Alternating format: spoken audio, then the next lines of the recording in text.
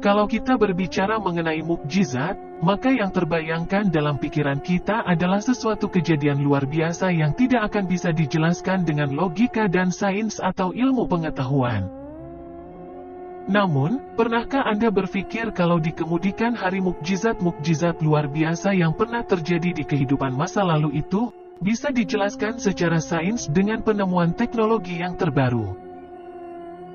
Dulu kita berpikir bahwa mukjizat tersebut tidak bisa dijelaskan secara sains, namun, akhir-akhir ini ada seorang profesor yang mampu menjelaskan mukjizat tersebut secara sains.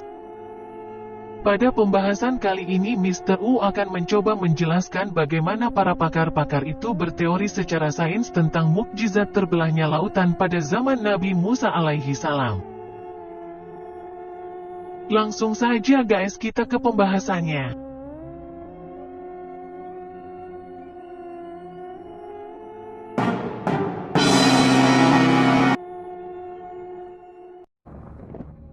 Salah satu kisah yang paling fenomenal dalam sejarah adalah terbelahnya Laut Merah oleh tongkat Nabi Musa. Nabi Musa mendapatkan mukjizat itu ketika sedang dikejar oleh pasukan Firaun dari Mesir. Kala itu, Nabi Musa AS diutus untuk membebaskan bangsa Israel yang ditindas bangsa Mesir. Bangsa Mesir kala itu di bawah pimpinan Firaun yang terjebak dalam kekufuran dan kebengisan. Sejak saat itu, Nabi Musa dan kaumnya menghadapi siksaan dan ancaman bertubi-tubi lantaran tak mau menyembah Firaun. Allah memberi wahyu kepada Nabi Musa dan Nabi Harun AS, supaya meninggalkan Mesir. Nabi Musa beserta kaumnya pun segera bergegas mengikuti perintah Allah Subhanahu wa Ta'ala.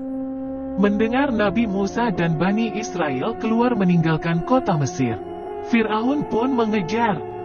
Allah Subhanahu wa Ta'ala lantas memberi wahyu kepada Musa, "Pukullah laut itu dengan tongkatmu." Nabi Musa pun segera memukulkan tongkat yang dibawanya ke lautan. Seketika laut pecah terbelah menjadi 12 bagian. Tiap bagiannya seperti gunung yang besar, kanan kirinya menjadi jalan yang bisa dilewati serta tidak basah. Kemudian Allah menyelamatkan Nabi Musa beserta kaumnya keluar melintasi Laut Merah. Setelah pengikut Nabi Musa paling akhir melintas keluar dari laut, barulah barisan awal pasukan Firaun memasuki laut. Firaun dan pasukannya segera memasuki belahan Laut Merah itu. Ketika seluruh pasukannya telah masuk dan berada di tengah-tengah lautan, Allah segera memerintahkan Nabi Musa untuk memukulkan tongkatnya kembali ke laut sehingga laut yang terbelah segera kembali. Dengan demikian, tak ada seorang pun dari rombongan Firaun dapat menyelamatkan diri. Mereka hancur binasa di telan lautan beserta kesombongan dan kekafiran mereka. Para ilmuwan dari Pusat Penelitian Atmosfer Nasional NCAR terinspirasi dari kisah ini. Selama beratus tahun, banyak ilmuwan yang ingin mengetahui apakah kisah ini hanya sebatas mitos atau legenda. Melalui hipotesisnya, mereka sampai pada kesimpulan bahwa angin secara konsisten berkecepatan 63 mil per jam yang bertiup dari timur di atas danau, dimungkinkan telah menyapu air kembali ke pantai barat.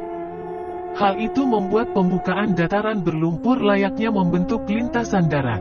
Tiupan angin yang keras secara konstan, membuat air laut tetap tinggi dan membelah, sehingga permukaan tanah di tengah laut menjadi kering selama 4 jam. Hipotesis tersebut telah dibuat ulang secara digital di sepanjang Laut Tengah dekat kota modern Port Said. Sejatinya, mukjizat yang digambarkan dalam Quran dan Alkitab adalah pengetahuan sains. Bagaimanapun, kekuatan ilahiyah adalah faktor terkuat yang mendasari keberhasilan Musa melarikan diri dari kejaran tentara Firaun.